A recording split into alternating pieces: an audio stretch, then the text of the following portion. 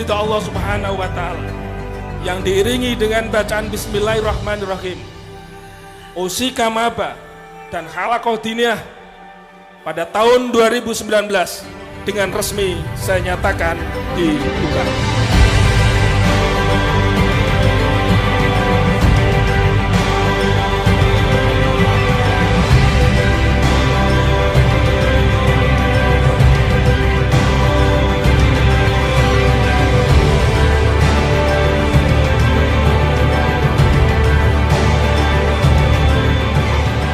Indonesia adalah bangsa besar. Indonesia adalah bangsa multicultural. Indonesia latar belakangnya dari berbagai macam etnis, dari berbagai macam budaya, dari berbagai macam agama. Ini adalah merupakan kekayaan besar dari bangsa Indonesia. Mulai dari Papua hingga Aceh adalah saudara kita. Jangan sampai ternodai, jangan sampai ada yang disakiti. Dan Unisma harus menjadi pelopor perubahan, pelopor perdamaian, pelopor harmoni, pelopor toleran, dan ini harus hadir dari kampus Universitas Islam Malang melalui anak-anakku sekalian.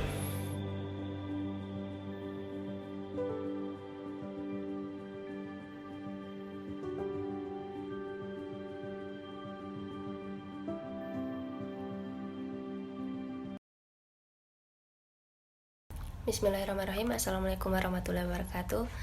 Di sini saya akan menjelaskan faktor internal dan perilaku organisasi.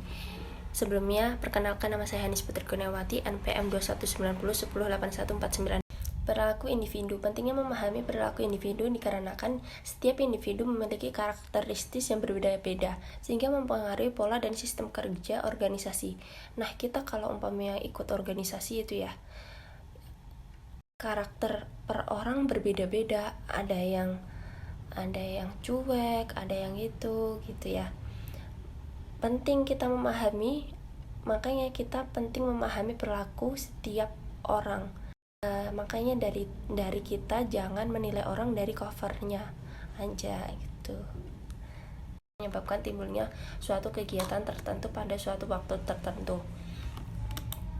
Next, menurut teori behavioristik yang menekankan studinya tentang perilaku nilai.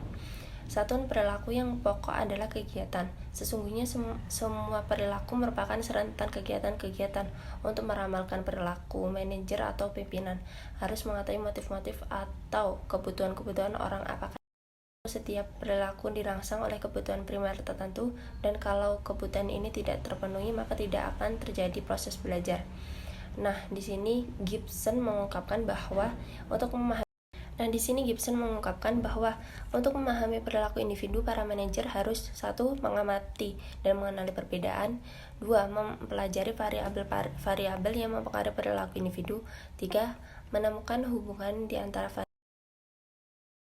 Oke, baik, selanjutnya teori hierarki kebutuhan Abraham Maslow menyebutkan bahwa dalam diri setiap manusia terdapat 5 tingkatan kebutuhan, yaitu pertama kebutuhan fisik, meliputi rasa lapar, haus, tempat bernaung dan kebutuhan fisik lainnya. 2. Kebutuhan rasa aman, meliputi keamanan dan perlindungan dari bahaya fisik dan emosi. 3. Sosial, kebutuhan sosial meliputi kasih sayang, rasa memiliki, penerimaan dan persahabatan. 4. Kebutuhan penghargaan, meliputi faktor-faktor internal seperti harga diri, otonomi, persepsi, serta faktor-faktor eksternal seperti status, pengakuan, dan penghargaan. 5. Kebutuhan akulturasi diri, dorongan untuk menjadi apa yang mampu dia lakukan, meliputi pertumbuhan, pencapaian potensi diri, dan pemenuhan kebutuhan diri sendiri. Teori kebutuhan Maslow telah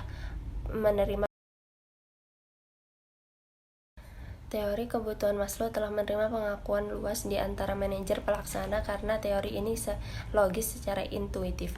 Dan selanjutnya, dan penelitian tidak memperkuat teori, dan Maslow tidak memberi bukti empiris, dan beberapa penelitian yang berusaha mengesahkan teori ini tidak menemukan kebutuhan yang kuat. Jadi manajer berhubungan dengan para karyawan. Kesimpulan yang didapatkan adalah Pandangan manajer mengenai sifat manusia didasarkan atas beberapa kelompok asumsi tertentu dan bahwa mereka cenderung membentuk perilaku mereka terhadap karyawan berdasarkan asumsi-asumsi tertentu. Next, terdapat 4 asumsi berlawanan yang diyakini oleh manajer, yakni pertama, para karyawan memandang pekerjaan sama alamiahnya dengan istirahat dan bermain. 2. Seseorang yang memiliki komitmen pada tujuan akan melakukan pengarahan dan pengendalian diri. 3. Seseorang yang biasa-biasa saja dapat belajar untuk menerima, bahkan mencari tanggung jawab. 4. Kreativitas, yaitu kemampuan untuk membuat keputusan yang baik didelegasikan kepada karyawan secara luas dan tidak harus berasal dari orangnya berada dalam manajemen.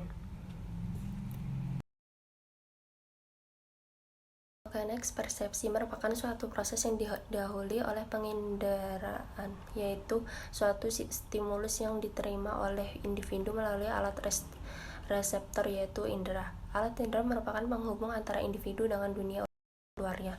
Persepsi merupakan stimulus yang diindera oleh individu, diorganisasikan, kemudian diinterpretasikan sehingga individu menyadari dan mengerti tentang apa yang diindera. Dengan kata lain, persepsi adalah proses yang menyangkut masuknya pesan atau informasi ke dalam otak manusia. Persepsi merupakan keadaan integrated dari individu terhadap stimulus yang diterimanya. Apa yang ada dalam diri individu, pikiran, perasaan, pengalaman individu akan ikut berpengaruh dalam proses persepsi.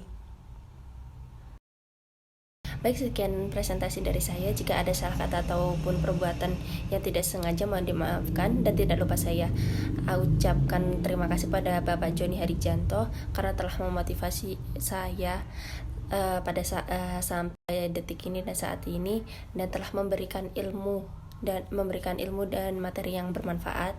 Terima kasih Bapak. Terima kasih. Wassalamualaikum warahmatullahi wabarakatuh. Penguatan karakter serta jalinan kerjasama nasional dan internasional mengantarkan mahasiswa Unisma meraih berbagai prestasi. Ketika saya masuk kampus Unisma, saya merasakan pendidikan tinggi Islam yang maju dan modern. Di sini, Mari bergabung bersama Unisma Malang, kampus unggul, berdaya saing, menuju World Class University. Unisma dari NU untuk Indonesia dan peradaban dunia.